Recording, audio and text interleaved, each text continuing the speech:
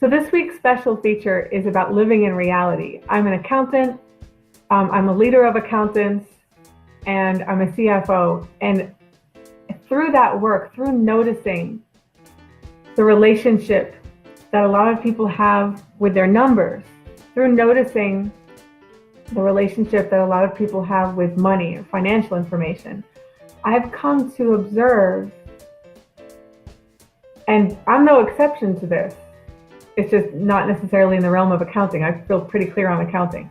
But I have observed how many of us don't have a relationship with reality. And one way that shows up is in our numbers.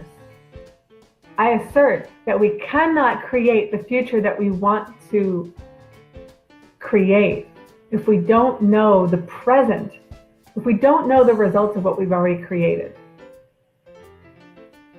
Hey, David, I'm glad you're here.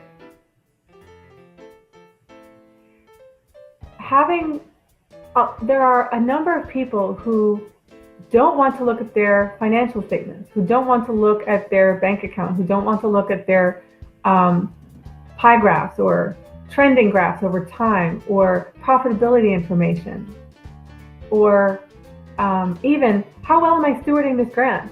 Am I leaving money on the table? Am I overspending? Am I nailing it? Am I stewarding every dollar, right? Am I nailing this thing? And a lot of people don't take that step. They stay busy working, stay busy doing good. And if you don't step back once in a while and say, in the big picture, what is it that I'm doing? What are the financial results of what I'm doing? Am I stewarding this grant? Am I creating a profit? Am I cultivating a client base that doesn't have enough superstars, so I'm way too busy in the sales process? Have I created a customer base that has too many superstars, such that if one leaves us, we're going to be out of business?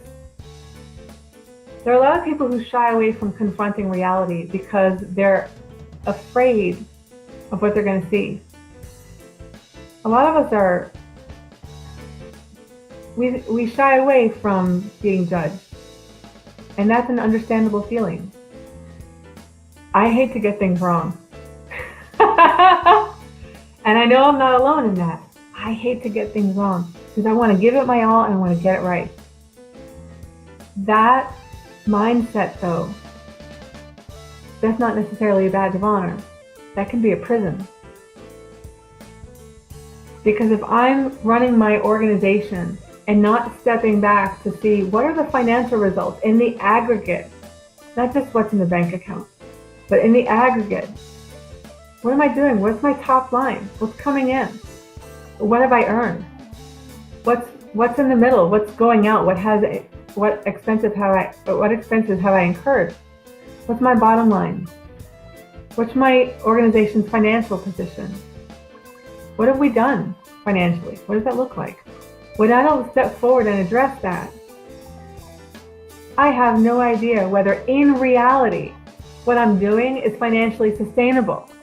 I don't know if in reality what I'm doing is leaving money on the table or running my organization into the ground. All I know is that I'm working hard every day to do good in the world. That's not enough.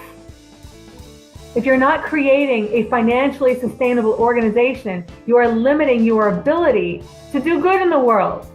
Take a step back. It is okay to confront reality.